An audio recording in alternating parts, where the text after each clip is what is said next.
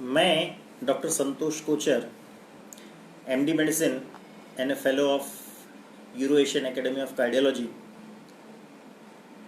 मैं यहाँ पर तुमसर में, जो नागपुर से लगभग 100 किलोमीटर दूर है, एक छोटे से टाउन में as practising consultant cardiologist practice करता हूँ।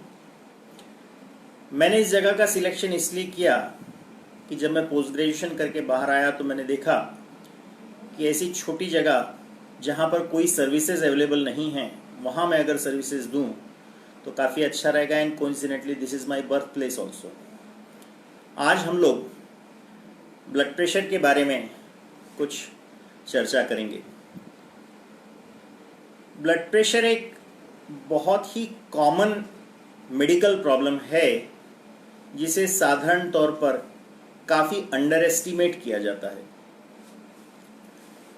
ब्लड प्रेशर, जिसको हिंदी में उच्च रक्तचाप भी कहते हैं, उच्च रक्तदाब भी कहते हैं, ये एक ऐसी बीमारी है कि जिसकी साधारण तौर पे कोई सिम्टम्स नहीं होती।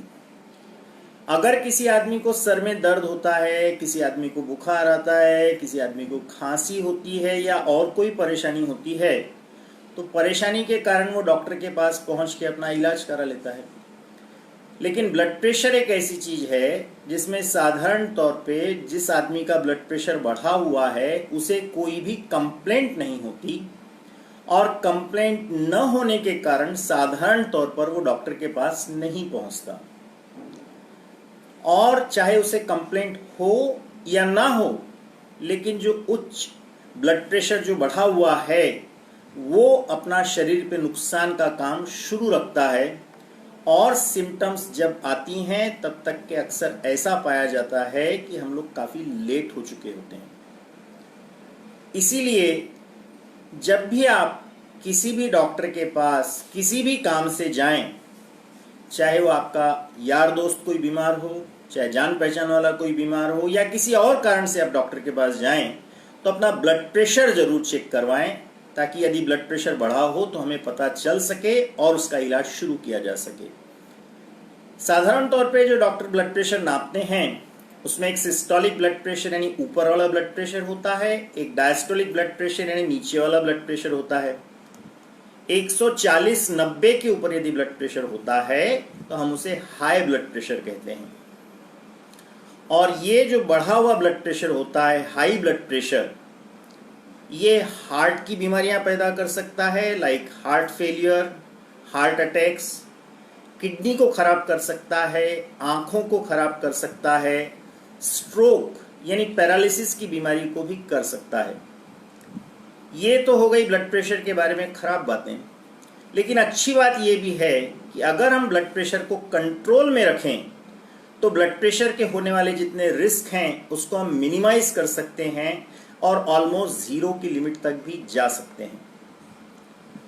ब्लड प्रेशर जिसका हम लोग इलाज करते हैं उसका इलाज यूजुअली हम लोग दो भागों में डिवाइड करते हैं। पहला, लाइफस्टाइल मॉडिफिकेशन या नॉन फार्माकोलॉजिकल ट्रीटमेंट। इसका मतलब ये होता है कि हम बिना दवा के ब्लड प्रेशर को कम करने के लिए क्या क्या कर सकते हैं। तो इसको ब्रॉडली हम लोग लाइफस्टाइल मॉडिफिकेशन कहते हैं, जिसमें पहला हिस्सा है वेट लॉस। यदि आप ओबीज हैं, आपका वेट ज़्यादा है, तो नॉर्मल वेट को अगर हम अचीव कर सकें तो हम लोग 10 मिलीमीटर तक सिस्टोलिक ब्लड प्रेशर को कम कर सकते हैं। दूसरी चीज है हेल्दी डाइट।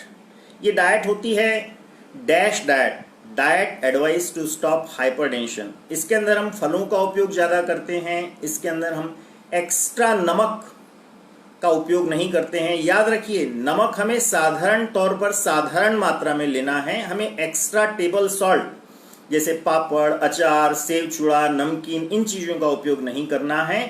कुक्ड सॉल्ट वो परमिटेड है, टेबल सॉल्ट आप अवॉइड कीजिए, और अतिरिक्त नमक की चीज़ें मत यूज़ कीजिए। साधारण तौर पे ये नमक को कम करने में हमें काफ़ी मदद मिलती है इस तरह की डाइट से। तीसरी चीज़ है एक्सरसाइज, व्यायाम। 20 से 25 मिनट प्रतिदिन का व्यायाम, चाहे वो घूमना हो, चाहे जॉगिंग हो, चाहे दौड़ना हो, और हफ्ते में कम से कम 5 से 6 दिन, ये हमें ब्लड प्रेशर को रिड्यूस करने में मदद देता है। और इसके साथ में हमें जिन चीज़ों को अवॉइड करना है, अल्कोहल की एक्सेसिव मात्रा नहीं लेनी चाहिए, स्मोकिंग और टोबैको को टोटली छोड़ देना चाहिए, स्ट्रेस अवॉइड करनी चाहिए, नींद नॉर्मल लेनी चाहिए। इन सब चीज़ों को यदि ब्लड प्रेशर का कोई मरीज फॉलो करे तो काफ़ी कुछ हद तक बिना दवाइयों के भी उसका ब्लड प्रेशर कम हो सकता है। इसके बाद में दवाइयों का नंबर आता है। एक बात और है, यदि जिन लोगों को ब्लड प्रेशर नहीं है वो भी इन चीज़ों को फॉलो करें तो ब्लड प्रेशर को रोकने में भी मदद मिल सकती है और उनका ब्लड प्रेशर ना बढ़े इसका भी इंतज़ाम हो सकता है। इसके बाद में आती है दवाइयाँ, जिसके बारे में आपके डॉक्टर आपको ज़्यादा अच्छे से बता सकते हैं। और मेरे ख्याल से आज के लिए इतना ही। धन्यवाद।